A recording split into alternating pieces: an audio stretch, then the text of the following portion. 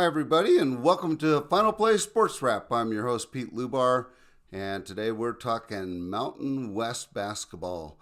Football season is all but over, a couple of bowl games left. It's now time to focus on basketball. The teams have been playing for a month and a half at this point, almost 2 months, and have built resumes based on their non-conference action. Unfortunately for the Mountain West, it has not been a great season. There has not been a lot of marquee wins. Some of the teams that we thought would be really good, like San Diego State and Boise, have suffered losses. So we'll get to all of that right now. So from a standpoint, it looks like Utah State is the class of the Mountain West with a record of 10-1. They are second in the conference in scoring and first in team defense. Their best win was at home against VCU, and they beat CSU last week in the first Mountain West action. They thrashed them 100-58. Their only loss is to South Florida. Mason Falsap is back as the 6'4 junior, averages 15.5 points per game, 5.5 rebounds, and 2.5 assists. But transfer MJ Collins leads the team in scoring with 20.2 points a game. He's a transfer from Vandy, shoots 50% from three-point range, and leads the league in scoring. 50% is really good. If you're a really good three-point shooter, you'll shoot 38% or better. So when you think about 50%, you're an excellent three-point shooter, and Fausto's a pretty good shooter as well. So between those two, that looks like the team to beat right now in the conference. New Mexico is 10-2, which is a little bit surprising. They're replacing 100% of the production as Rick Pitino, coach, left for Xavier. They hired Eric Olin from the University of San Diego and brought in kids. They do not look terribly athletic, but they just keep finding ways to win. Their best win was at Virginia Commonwealth, beat them a couple weeks ago, and beat Santa Clara at home. Their losses are at New Mexico State and a neutral court loss to Nebraska. Nebraska's turned into a top 15 team, so that's what we call a good loss in the business. New Mexico State probably will win their conference, so probably not that bad a loss as well. New Mexico's young. They're led by three freshmen. They've got Jake Hall, who leads the team, 14.5 points per game. They brought in another guard, Uriah Tennant. He's got 10.9 points per game. And they brought a big man in from Europe, Tomislav Buljan, and he has 10.9 points and 9.1 rebounds. He did hurt a hamstring last couple weeks ago, so I'm not sure if he'll be available for the Boise game next week. He is second in the conference in rebounding. And then they brought in a kid from Utah State, Dayton Albury, a point guard who contributes 12 points to the Lobos as well. The Lobos have 5 players in double figures and average 82 points per game. So pretty good offensive output. Although I say they're not a great three-point shooting team. They shoot about 32 or 33% as a group, and not a big team, so they struggle a little bit in rebounding. It will be very interesting to see as they get into conference whether they can hold up against some of the better teams. So remains to be seen. Nevada is 9-3. Their best wins were against University of San Francisco, University of California, San Diego. Surprisingly, they routed Boise State last week, and they've beaten Washington State. On the loss side, they've lost to Washington, Santa Clara, and UC Davis. UC Davis is not a great loss. I'm not sure Santa Clara is a great loss. I don't think Washington is that good. So their losses are pulling them down a little bit. They've got a couple transfers that are helping them. Tashawn Comer is a senior guard. He averages 16.1 points per game, 2.2 rebounds, and 3.6 assists. He's a transfer from Evansville. And they have a guard, Corey Kemper, who's a transfer from UTEP, averaging 15.9 points a game and 3.6 rebounds. And Elijah Price, forward from Long Beach, 11.8 and 7.8 rebounds. Once again, is Nevada that good, or are they just sort of a middling team? They were not good last year. First time in a long time the Steve Alford's team hasn't been good. I'm not sure that they've done enough this year based on the losses that they have in the non-conference schedule. CSU is 9-3 and lost in a rout to Utah State in their first conference game. They have beaten Wichita State and CU. I'm not sure Wichita State's all that great this year. CU probably will be middle to low end of the Big 12. CSU had lost surprisingly to Denver early in the season, and lost to Virginia Tech, and then Utah State.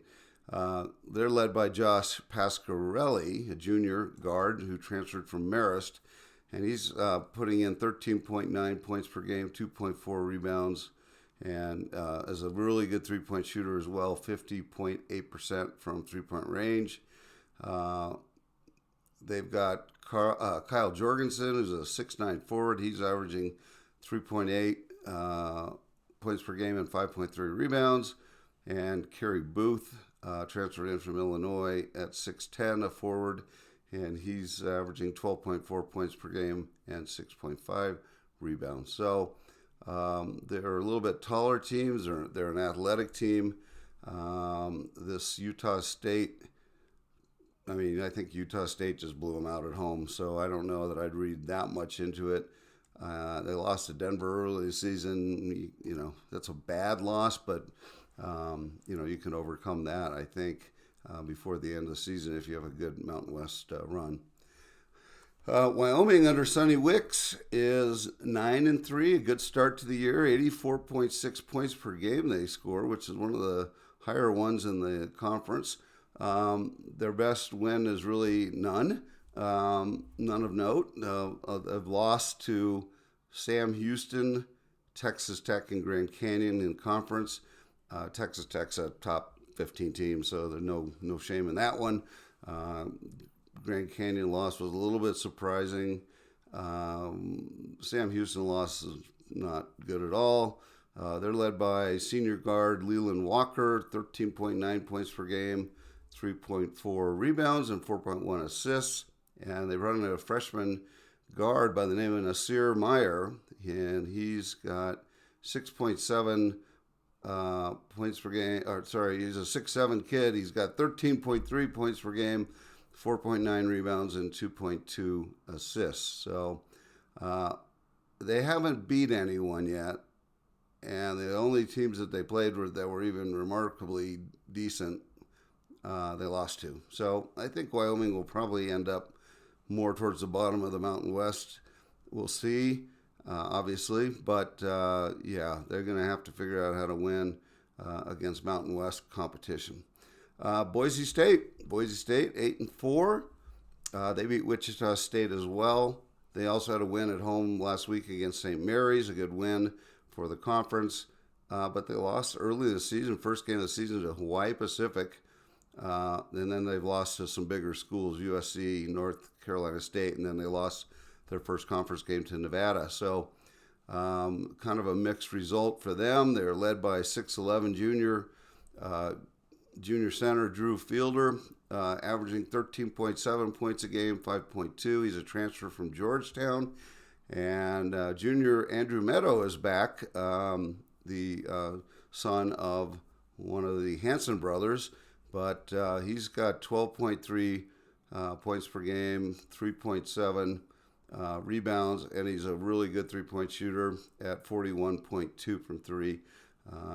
So I think Boise State will get it together, but it's a little surprising that they got blown out by Nevada, and so that doesn't bode well for them. Next on our list is Grand Canyon, new to the conference this year. And they're coached by Bryce Drew, who is famous for hitting a shot in the NCAA tournament while he's playing for Vanderbilt or Valparaiso, I believe. So Grand Canyon is 8-4. They've beaten Utah, which will be at the bottom of the Big 12, and they beat Wyoming now. So those are best wins. They've lost to St. Louis, OK State, Iowa, and Youngstown State, which probably wasn't a good loss. They're led by senior guard Jaden Henley, 6'7" guard, so tall guard, 17.8 points per game, 4.8 rebounds, 2.2 assists. He transferred from UNLV, so if that name sounds familiar, it's because it is familiar. They also have McCall Williams, 11.5 points per game, and they brought in a kid named Nanu Owusu Anan, easy for me to say, 9 points, 9.2 rebounds, so one of the top rebounders, second in the Mountain West, I believe. So we move now to San Diego State. Surprisingly, they are 7-4. Their best win is against an Oregon team that will be near the bottom of the Big Ten. They've beaten or they lost to Troy early in the season, and then all the other losses are pretty respectable. Michigan, Arizona, who's number 1, Michigan's number 2, and Baylor, who's a respectable team in the Big 12. So they're led by, surprisingly a little bit, but they're led by guard B.J. Davis with 11.7 points per game. They've got Reese Dixon Waters, 10.6 points per game, and 3 rebounds. And Magoon Wath, who was freshman of the year last year in the conference, 9.7 points per game and 4.3 rebounds. Surprisingly, Miles Bird is only averaging 9.1 points per game. So I think Miles Bird is sort of the consensus pick in the Mountain West to win Player of the Year, but so far has not delivered at the level that he needs to. But, of course, now it's Mountain West time, so we'll see. Moving on to Fresno State. Fresno State is 6-6. They have beaten Pepperdine and New Orleans, but they have lost to South Carolina Upstate, Arkansas, which is a good loss, top 25 team, and then Bakersfield, and then CSU Northridge. So Fresno State is not going to be very good this year. They're led by Jake Heidbrenner, a 6'5" senior guard. He averages 18.3 points per game, 2.9 rebounds. His stat from three-point range is 82.5%. I couldn't find how many shots he's taken. Maybe he's taken, 5 and he's made 4 of them or something, because that's how you get to something around 82.5%. So not a high-volume three-point shooter, but makes them, so maybe he should shoot more. And then they have Zolan Collins. He's averaging 14.8 points per game and 3.8 rebounds and 6.3 assists. So he's up there in the assist category. They're not a good team. They're not going to be good in the Mountain West. They'll probably come in somewhere around 8th, 9th, my prediction. UNLV, under new coach Josh Pastner, is 5-6, and they won a game against Memphis. I don't think Memphis is very good this year. And then they've beaten St. Joe's, and they beat Stanford a couple weeks ago. So they have won some games, but then they lost to UT Martin, they lost to Montana, and they lost to Tennessee State. So that is not the start that the UNLV fans would like to see under new coach Josh Pastner. Very surprising a little bit and kind of hurting the Mountain West. Draw Gibbs Lawhorn is a junior guard. He's averaging 17.2 points a game and 3.5 rebounds. Senior forward Kamani Hamilton averages 13.5 points a game and 5.2 rebounds. So hopefully they will get it together a little bit, but 5-6 start is definitely not a good start for the Rebels. San Jose State, moving on, is 5-7. They don't have any wins of note, and all they've played is cream puffs. They've lost to anyone that was remarkably better than them, remotely better than them.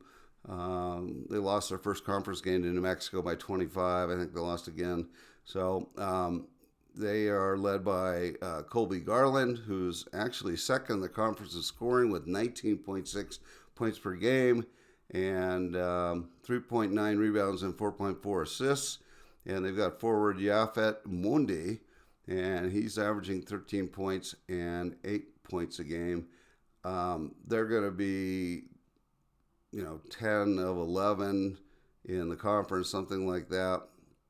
And then the last team we're going to cover is Hawaii, Air Force. Hawaii is not in the conference yet for basketball. They will be next year.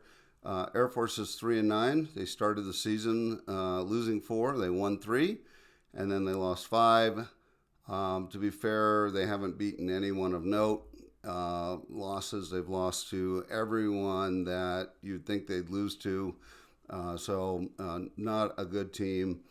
Being led, however, with if you think the future is brighter, freshman forward Lucas Hoban has 12.6 points per game, 2.3 rebounds. Freshman Cam Sanders, a guard, is averaging 12.3. So their two highest scorers are freshmen. And they've got returning junior Caleb Walker, who's a forward, averaging 12.0 and 4.9. Air Force, unfortunately, with not having NIL and not being able to recruit the tallest players, and also having to recruit some of the smartest players, it always struggles in basketball. This year will be no exception.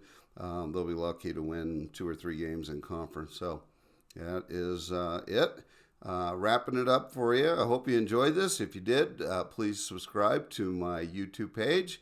Hope you all have a Merry Christmas and a Happy New Year, and look forward to seeing you in a couple of weeks. Thanks, and take care. Bye.